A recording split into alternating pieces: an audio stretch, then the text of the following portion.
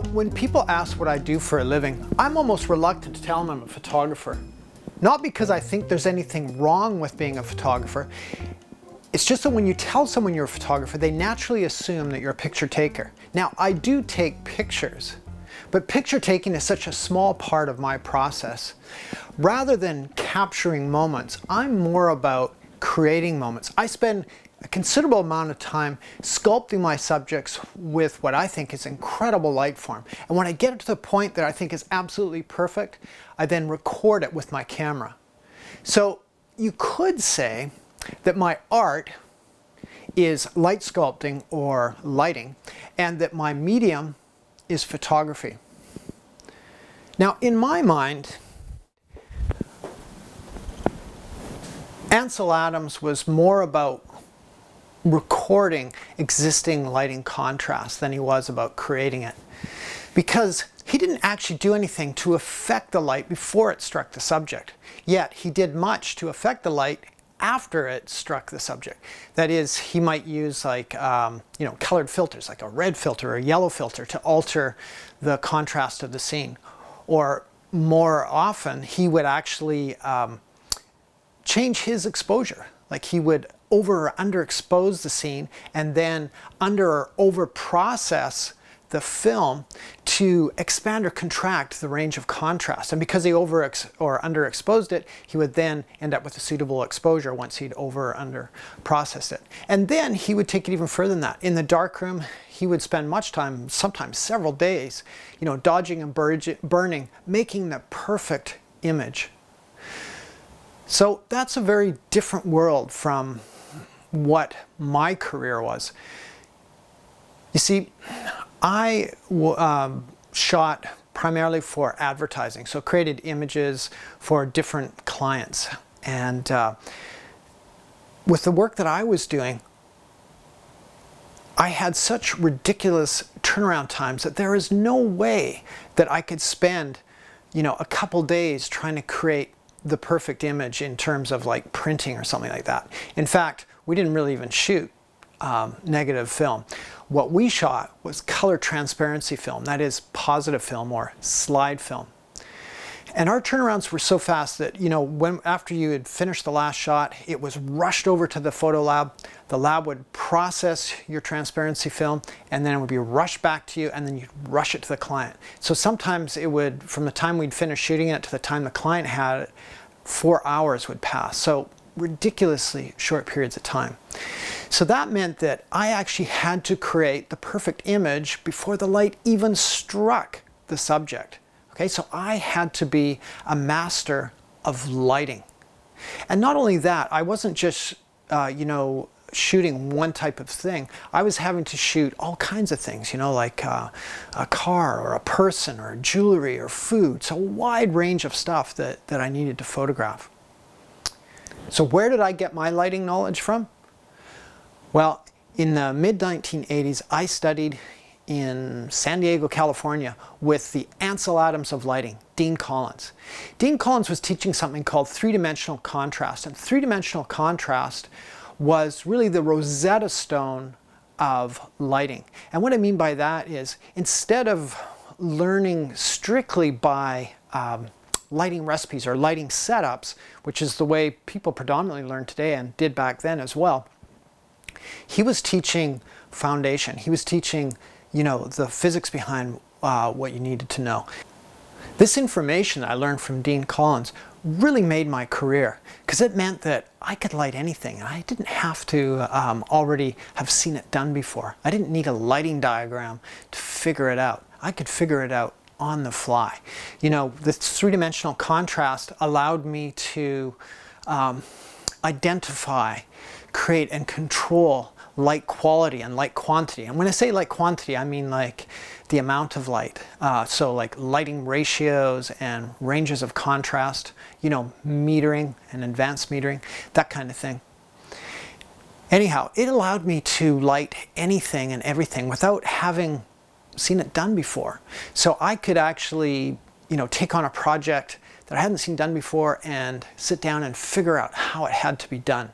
So I lit everything from quite large things, from like full-size semi-trailer trucks to aircraft to automobiles, and everything from like hamburgers to people, and from diamonds to electronics.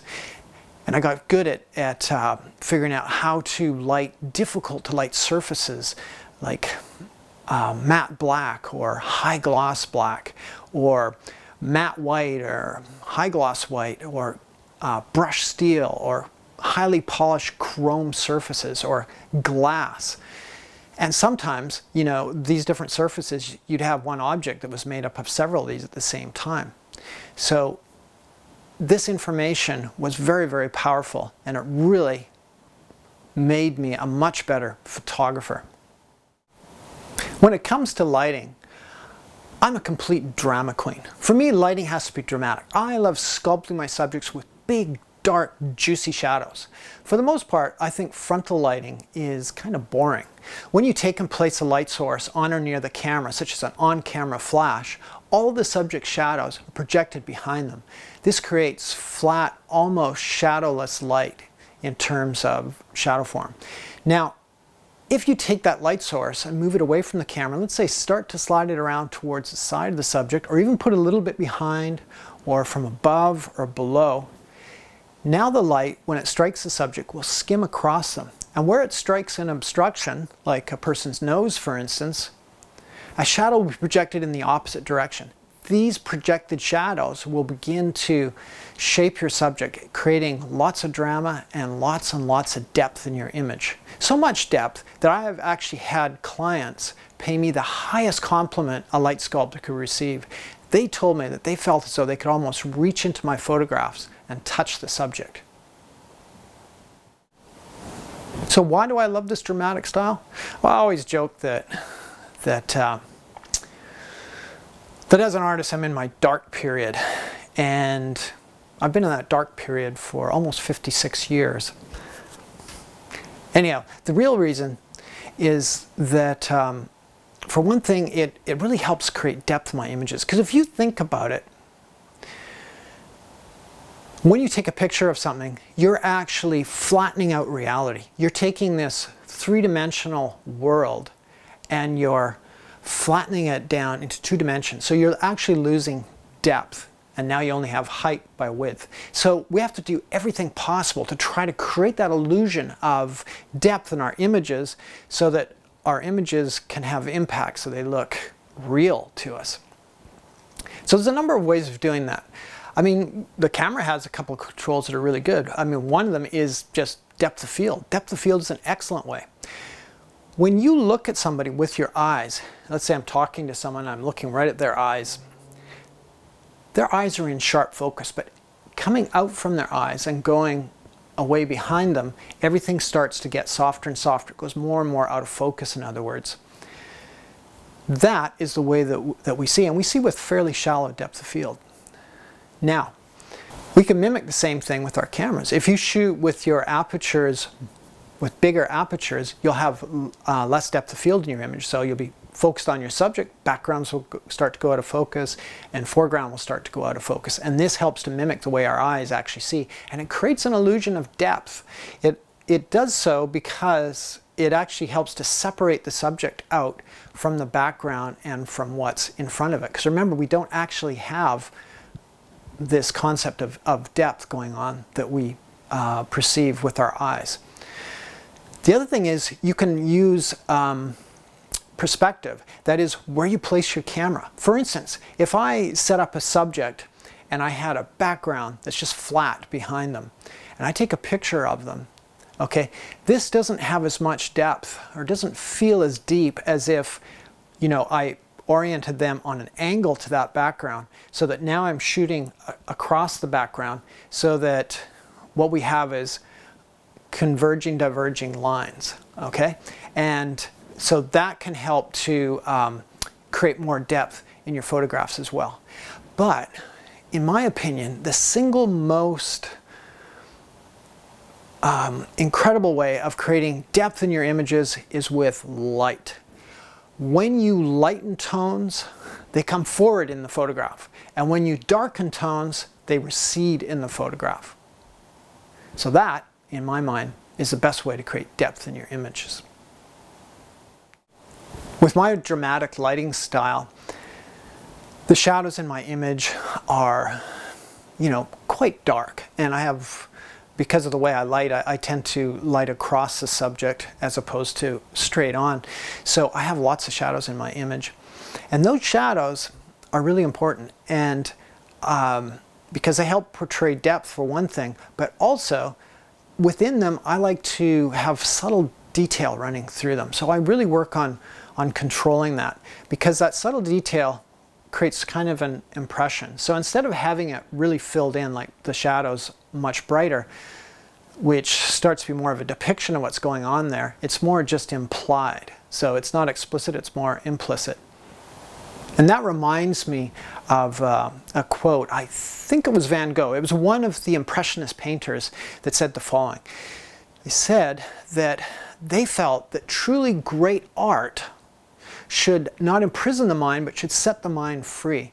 And what he was saying is that if he painted an almost photorealistic depiction of what he saw, as opposed to an impression, that would more imprison the mind. If he painted more of an impression, so where not all the detail, all this fine detail was not put in there, it was just more implied, that then the image would take place more inside the imagination than on the canvas. Whereas if it was almost a photorealistic depiction, basically it would be set in stone on the canvas. There'd be less for your mind to play with. Kind of like, how we always say, the book was better than the movie. And why do we say that? Well, because the book creates the story inside your imagination, whereas the movie creates it on a screen in front of you. Light has always been very important to me. I remember as a little kid, there's one movie that I really remember when I was very, very young when I saw it, and it made quite an impression on me. It might even be the reason why I became a photographer eventually. But it was this Western called Shane, and it was shot in the late 1950s, early 60s, and it had a lot of night scenes and whatnot, and it was, or at least that's the way I remember it, and it had very dramatic lighting, and it really created an impression on me. And I had no idea that it was about the lighting, but it just made me feel a certain way. And I've always been somewhat sensitive to lighting in that it affects my emotions. For instance, like at a hockey game, for instance, the ugly lighting that they have in there actually makes me feel just slightly depressed. So, and going out to restaurants, I pick restaurants that have great atmosphere, and the biggest part of that atmosphere is if they have great lighting. So I'm really finely tuned into it, and that's how I'm very lighting centric in all of my photography that I do. Now, one thing about lighting is it's very artistic, but at the same time it's highly technical. So one thing that I would encourage anyone is that when you learn this technique, it will actually make you less creative. And why is that? Well, because you'll get so caught up in it, so caught up in the math and all this stuff, that there won't be time for you to be creative. That's why it's really important to, when you learn new things, to practice and practice and practice it until those techniques become absolutely second nature, so you don't really have to think about them. So that then your mind is clear to concentrate on the artistic side of what you're doing.